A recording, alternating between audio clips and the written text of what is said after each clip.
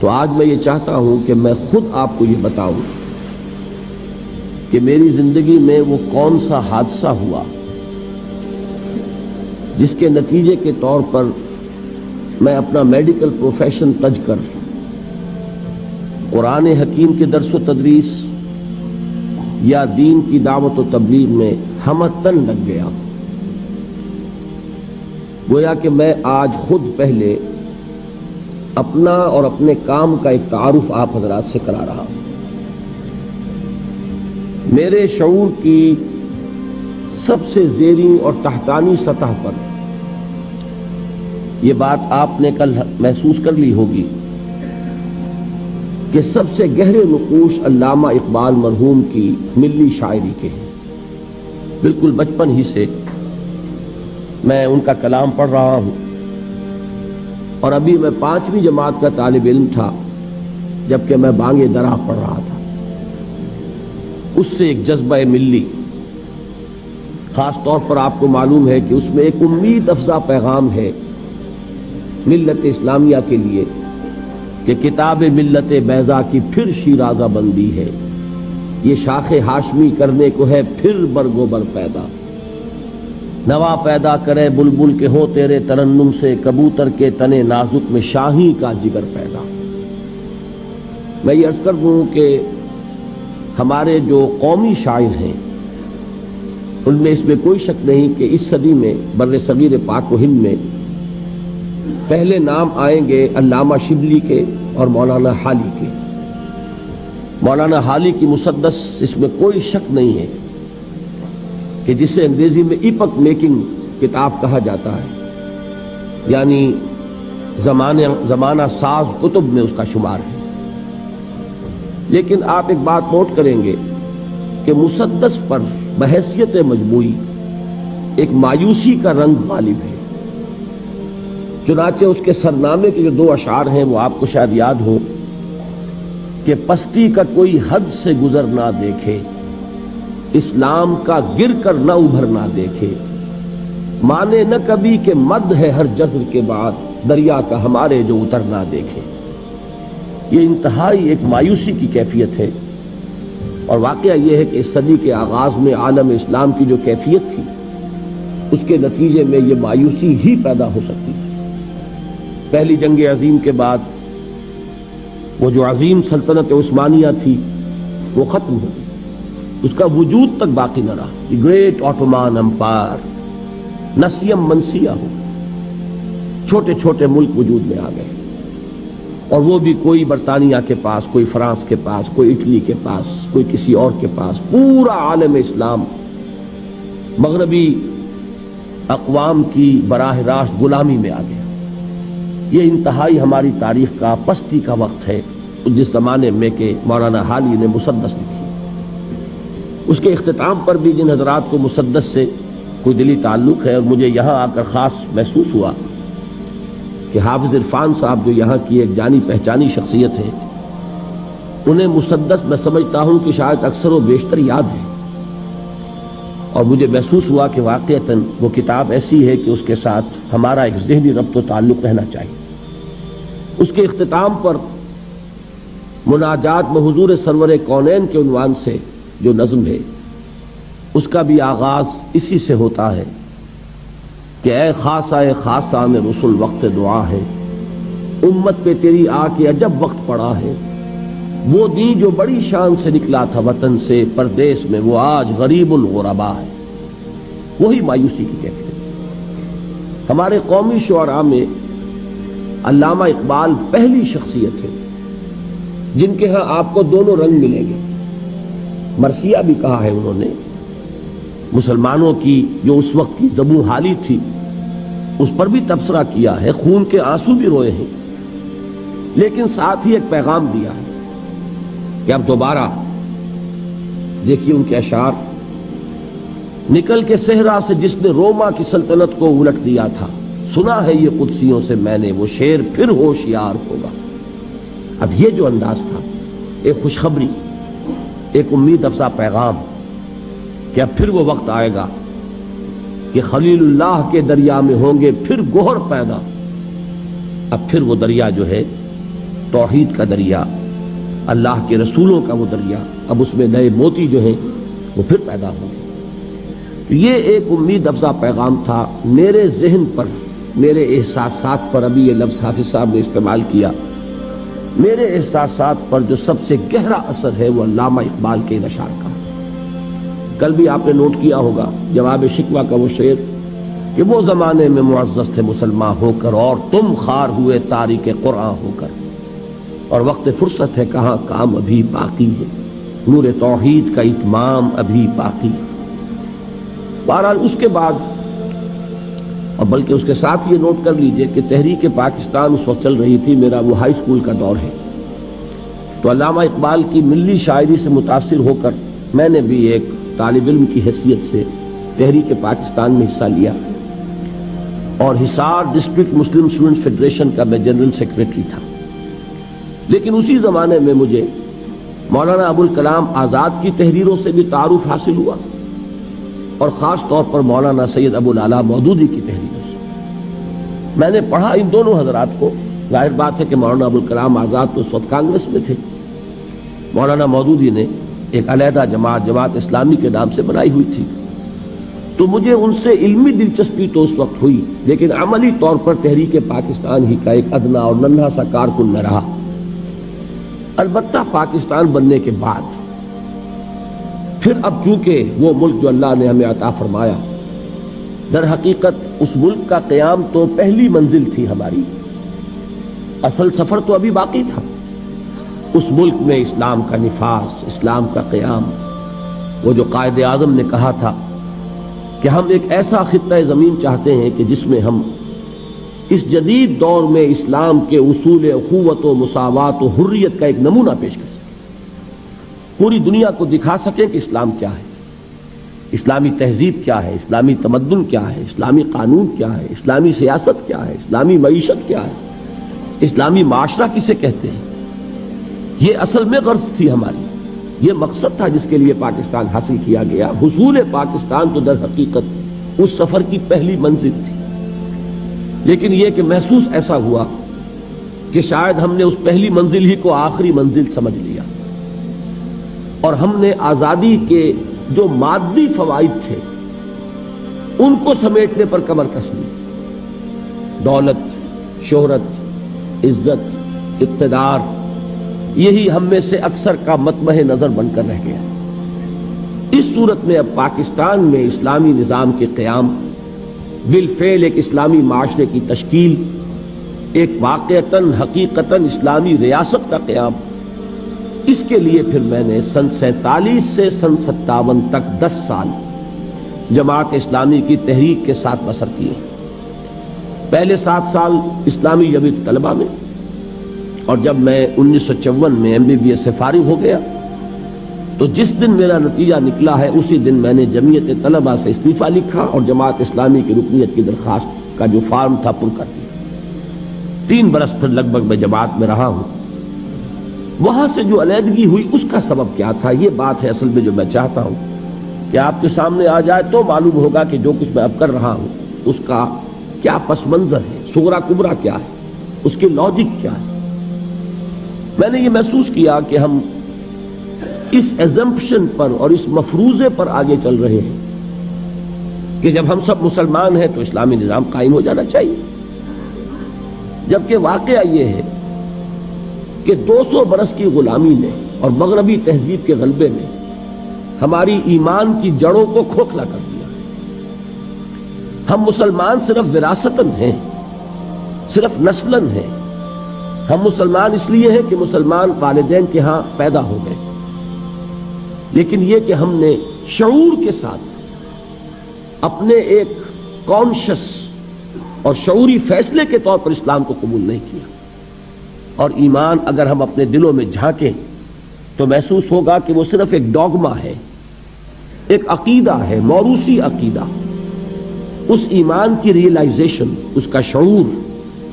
وہ در حقیقت ہمیں حاصل نہیں ہے، جس کا نام یقین کہا جائے گا، جس کو علامہ اقبال نے کہا ہے کہ یقین پیدا کرے ناداں، یقین سے ہاتھ آتی ہے وہ درویشی کہ جس کے سامنے جھکتی ہے فقوری۔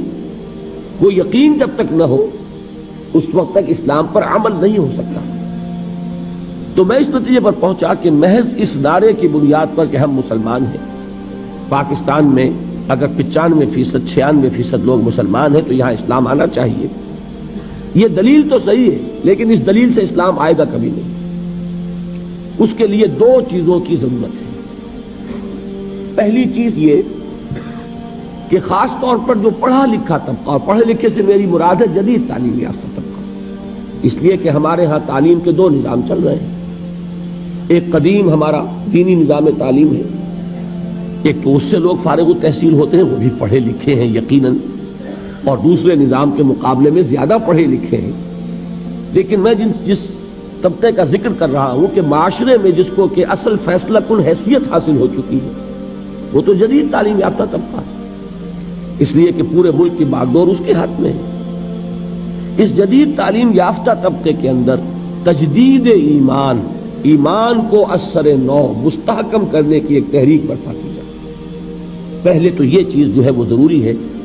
اس لیے کہ بہت صحیح کہا جس نے کہا کہ گلا تو گھونٹ دیا اہل مدرسہ نے تیرا، کہاں سے آئے صدا لا الہ الا اللہ۔ ہم نے برٹرینڈ رسل کو پڑھا ہے، ہم نے ڈارون کو پڑھا ہے، ہم نے فرائڈ کو پڑھا ہے، ہم نے مارکس کو پڑھا ہے، تو ایمان کہاں سے آ جائے گا؟ ان نظریات نے ہمارے ذہنوں میں تصادم پیدا کیا ہوا ہے، کانفلکٹ ہے، تضادات ہے، ہم کچھ مانتے کچھ اور ہیں، کرتے کچھ اور ہیں۔ اس کی وجہ یہی ہے کہ وہ ایمان کی حقیقت ہمیں حاصل نہیں۔ اس کے لیے خصوصاً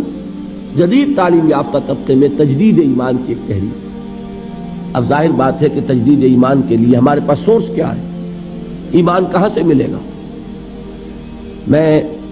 تفصیل کے ساتھ بھی انشاءاللہ ان ایام میں کسی موقع پر عرض کروں گا، اس وقت اجمالاً صرف چونکہ عرض کر رہا ہوں،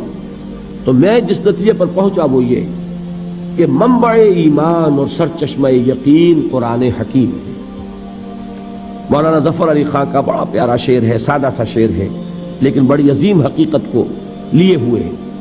کہ وہ جنس نہیں ایمان جسے لے آئیں دکان فلسفہ سے، ڈھونڈے سے ملے گی عاقل کو یہ قرآن کے سیپار۔ قرآن وہ نور ہے کہ جو اندھیروں سے نکال کر روشنی میں لاتا ہے۔ اندھیرے کون سے ہیں؟ کفر کا اندھیرا، شرک کا اندھیرا، الحاد کا اندھیرا، مادہ پرستی کا اندھیرا، یہ تمام اندھیرے ہیں۔ سورہ حدید میں فرمایا گیا هو الذی ينزل على عبده آیات بینات لیخرجکم من الظلمات الى النور وان اللہ بکم لرؤوف الرحیم۔ وہی ہے اللہ جو اپنے بندے پر صلی اللہ علیہ وسلم یہ آیات بینات نازل فرما رہا ہے تاکہ وہ ان کے ذریعے سے تمہیں اندھیروں سے نکال کر روشنی میں لائے۔ تو یہ جو ظلمات ہیں، کفر اور شرک اور الحاد اور مادہ پرستی، ان کے اندھیروں سے نکالنے والی کوئی چیز ہے تو وہ قرآن مجید کا نور۔ تو پہلا فیصلہ میرا یہ ہوا کہ مجھے اپنی توانائیاں، اپنی قوتیں، اپنی صلاحیتیں جو بھی اللہ نے عطا فرمائی ہیں، ظاہر بات ہے لا یکلف اللہ نفسا الا وسعها، اللہ تعالیٰ نے ہر انسان کو جو بھی صلاحیتیں اسے عطا فرمائی ہیں اسی کے مطابق مکلف ٹھہرایا ہے۔ جس میں جتنی استعداد ہے اتنا ہی وہ ذمہ دار ہے، اتنا ہی جواب دہ ہوگا۔ زیادہ استعداد ہے زیادہ جواب دہی ہوگی، کم استعداد ہے کم محاسبہ ہوگا، یہ اللہ تعالیٰ کا قانون ہے۔ تو بہرحال جو بھی کچھ تھوڑی بہت حقیر سی جو بھی صلاحیت ہے، استعداد ہے، اس کا اولین مصرف ہوگا وہ جو میں نے کل حدیث نبوی کے حوالے سے آپ کے سامنے رکھا تھا کہ حضرت عثمان بن عفان رضی اللہ تعالی عنہ ذو النورین وہ فرماتے ہیں کہ حضور نے ارشاد فرمایا صلی اللہ علیہ وسلم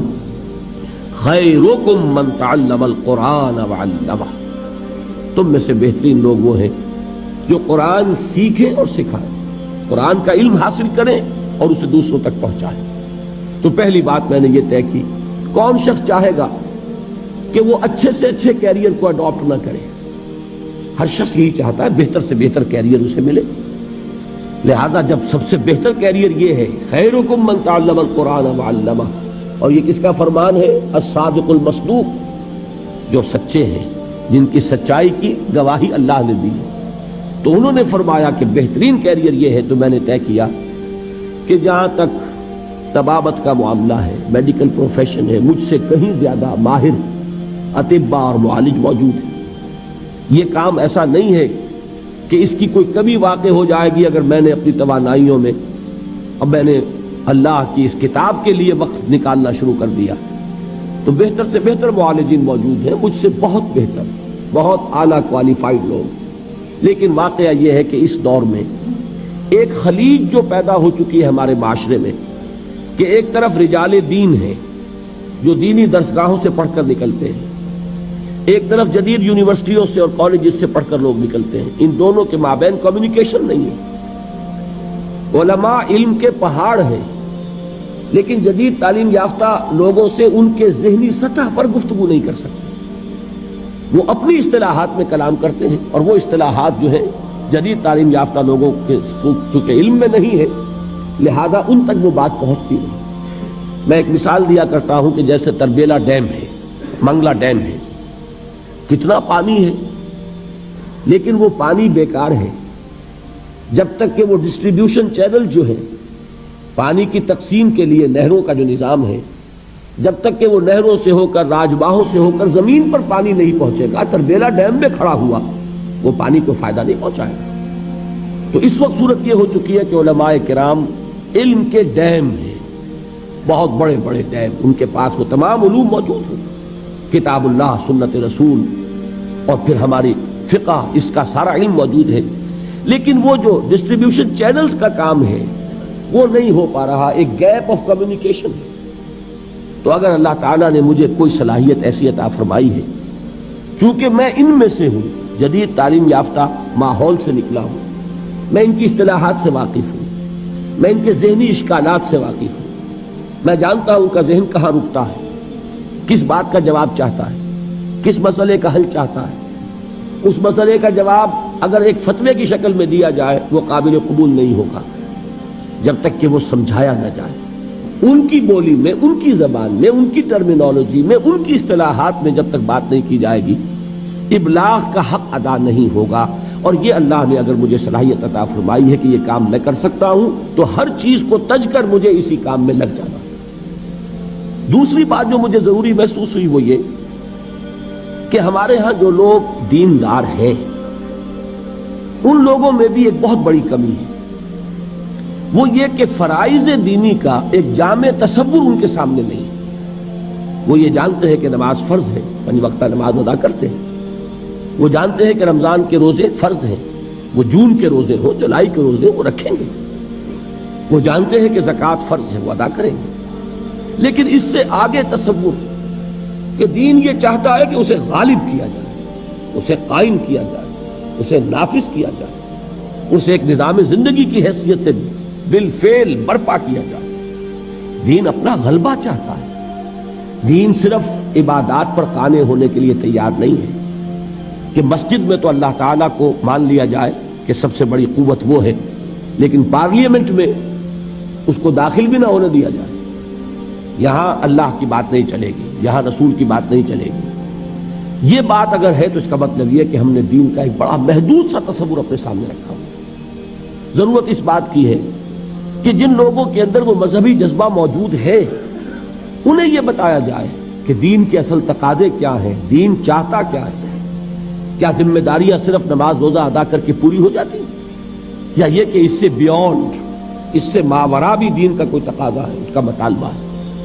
اب اگر یہ چیز میں اپنی تقریر، اپنی تصنیف کے ذریعے لوگوں کے سامنے رکھوں تو اس کا وہ وزن نہیں ہوگا، لیکن اگر قرآن حکیم کے حوالے سے رکھوں کہ یہ ہے قرآن جو تم سے یہ چاہتا ہے، یہ ہے قرآن جس نے کہ تمہاری فرائض کا یہ تصور دیا ہے، تو ظاہر بات ہے کہ چونکہ ان کا تصور محدود ہو گیا ہے لہذا وہ اس وقت ان کی ایکٹیویٹی محدود ہے، ان کا عمل بھی محدود ہے۔ اگر ان کا تصور فرائض دینی وسیع ہو جائے گا تو یقیناً پھر وہ اس کے مطابق کچھ نہ کچھ سرگرم عمل ہوں گے، اپنے فرائض کو ادا کرنے کے لیے کمر کس لیں گے۔ یہ دو تقاضے ہیں جن کے تحت پھر میں نے مطالعہ قرآن حکیم کا ایک منتخب نصاب مرتب کیا۔ پورے قرآن کو، اصل میں تو قرآن تو وہی ہے، سورہ فاتحہ سے سورۃ الناس تک، ما بین الدفتین، قرآن یہی ہے، اس کا بدل کوئی شے نہیں، لیکن یہ کہ an introduction to قرآن، قرآن سے ایک ابتدائی تعارف کے لیے ایک منتخب نصاب جو تقریباً 2 پارے کے لگ بھگ بنتا ہے، مختلف جگہوں سے کچھ سورتیں، کچھ آیات، اور اس انتخاب میں پیش نظر یہی 2 چیزیں کہ ایک تو دین کا ہمہ گیر تصور سامنے آ جائے، دین ہے کیا، اور نمبر دو یہ کہ دین کے تقاضے سامنے آ جائے، دین ہم سے چاہتا کیا ہے، دین کا مطالبہ کیا ہے۔ ایک شخص جو دعویٰ کرتا ہے کہ میں اسلام کو اپنے دین کی حیثیت سے قبول کرتا ہوں، تسلیم کرتا ہوں، اسے معلوم ہونا چاہیے کہ اس کے دینی فرائض کیا ہیں۔ ان دو مقاصد کو سامنے رکھ کر میں نے ایک منتخب نصاب مرتب کیا۔ اب یہ 20واں سال ہے میری زندگی میں۔ 1965 میں نے اس کام کا آغاز کیا تھا، لاہور میں حلقہ مطالعہ قرآن قائم کیے، قرآنک اسٹڈی سرکلز۔ اللہ تعالیٰ نے کچھ خلق کا رجوع جو ہے یہ اللہ کے فیصلے کے تحت ہوتا ہے، لوگوں کی توجہ ہوئی۔ میرے درس میں اتوار کی چھٹی ہوتی تھی پاکستان میں اس زمانے میں، تو اتوار کی صبح میرا ایک درس ہوتا تھا بڑا، ویسے شام کو ہفتے کا کوئی دن فارغ نہیں تھا، لیکن یہ ہے کہ بڑا درس مرکزی جو ہے وہ اتوار کی صبح کو ہوتا تھا، پہلے مسجد خضرا سمن آباد میں اور پھر مسجد شہداء جو مال روڈ پر ہے لاہور میں۔ 700 افراد اس درس میں شریک ہوتے ہیں بڑی پابندی کے ساتھ۔ یہ 700 کا عدد اس لیے ایک مرتبہ معلوم ہوا کہ ایک کتاب ایک روز ہم نے تقسیم کی اس درس میں، تو معلوم ہوا کہ اس کے 700 نسخے اس وقت لگے، جو لوگ موجود تھے انہوں نے لیے۔ یہ سارا کام میں کر رہا تھا تنہا، نہ کوئی تنظیم، نہ کوئی جماعت، نہ کوئی ادارہ، بالکل اپنی ذاتی حیثیت۔ لیکن یہ کہ اس کے بعد جب ہم خیالوں کا ایک حلقہ پیدا ہو گیا، تو پھر 1972 میں یعنی 7 سال بعد پھر میں نے مرکزی انجمن خدام القرآن لاہور قائم کی۔ جو لوگ اس کام میں میرے ساتھ شریک ہونا چاہیں، ساتھی بننا چاہیں، اس لیے کہ اب اس کام کو آگے بڑھانے کے لیے پیسہ بھی درکار ہے، کتابیں چھپنی چاہیے، اور یہ کہ اس کام کو آگے بڑھانے کے لیے جو بھی مالی وسائل درکار ہیں، وہ کسی فرد کا معاملہ ہوگا تو اس پر 100 طرح کی انگلیاں اٹھیں گی۔ ہو سکتا تھا اس سے پہلے میں نے اپنا دارالاشاعت قائم کیا ہوا تھا، لیکن یہ کہ میں نے اب انجمن کے تحت وہ سارا کام دے دیا تاکہ یہ کسی فرد کی ملکیت نہ ہو۔ میں آپ کو بتانا چاہتا ہوں کہ میری مطبوعات سے، میرے کیسٹ سے ایک پیسے کی آمدنی مجھے نہیں، میرا اس سے کوئی تعلق نہیں۔ اول تو میری مطبوعات کا جہاں تک تعلق ہے، انجمن خدام القرآن نے بھی اپنا اس پر کوئی رائلٹی، اپنا کوئی حق تصنیف نہیں رکھا۔ کھلی اجازت ہے، جو شخص چاہے ان کو چھاپے، بیچے یا ویسے ہی تقسیم کرے، عام دین کی تبلیغ کے لیے ان کو ڈسٹریبیوٹ کرے، کھلی اجازت ہے۔ یہ ہمارے ہر کتابچے پہ لکھا ہوا ہوگا، لیکن یہ کہ اس کے لیے بہرحال وسائل درکار تھے۔ تو مرکزی انجمن خدام القرآن قائم ہوئی 1972 میں۔ لیکن اس کے بعد ایک سوال پیدا ہوا کہ قرآن جو کچھ بتا رہا ہے، دین کے غلبے کی عملی جد و جہد، اب محض ایک انجمن سے تو کام نہیں چلے گا، اب ایک تنظیم درکار ہے، ایک جماعت درکار ہے، ایسے لوگوں کی جو اپنا تن من دھن اس کے لیے لگانے کے لیے تیار ہو جائے، جو اپنے آپ کو ایک ڈسپلن میں دینے کے لیے تیار ہو، جو سمع و طاعت کے نظام میں آنے کو تیار ہو۔ تو اس کے لیے پھر 1975 میں تنظیم اسلامی ہم نے قائم کی۔ جب تک میں تنہا کام کر رہا تھا اس تک میرا مطلب بھی ساتھ کے ساتھ جاری تھا۔ وہ حسرت موہانی کا بڑا پیارا شعر ہے، کیا طرفہ طبیعت ہے، کیا طرفہ تماشا ہے، حسرت کی طبیعت بھی ہے، مشق سخن جاری اور چکی کی مشقت بھی۔ تو میں مطلب بھی کرتا تھا اور یہ کام بھی کر رہا تھا، درس قرآن بھی تھا، میثاق بھی شائع کر رہا تھا، دارالاشاعت بھی تھا۔ لیکن سن 71 کے حج کے موقع پر میں نے فیصلہ کیا، یہ فروری سن 71 کی بات ہے، کہ اب میری جتنی توانائیاں ہیں، جو قوتیں ہیں، جو صلاحیتیں ہیں، وہ اب ہمہ تن ہمہ وقت اسی کام کے لیے وقف رہے گی۔ چنانچہ میں نے اپنے مطلب کو بند کیا، اور اس کے بعد سے اب تک میں نے پھر کوئی ایک منٹ بھی کسی معاشی جد و جہد میں صرف نہیں کیا۔ باقی یہ ہے کہ اللہ تعالیٰ صورت پیدا کرتا ہے، رزاق وہ ہے، اس نے آج تک کوئی تنگی نہیں آنے دی، کوئی میرے لیے مشکل مرحلہ نہیں آیا۔ اللہ تعالیٰ امتحان آزمائش سے بچا کر رکھے، اور آزمائے تو اس میں استقامت عطا فرمائے، کہ وہ بھی صرف اسی کی توفیق سے انسان کسی امتحان میں کامیاب ہو سکتا ہے۔ لیکن بہرحال سن 71 کے بعد سے یہ سن اب 85 ہے، یہ سمجھ لیجئے کہ 15واں سال ہے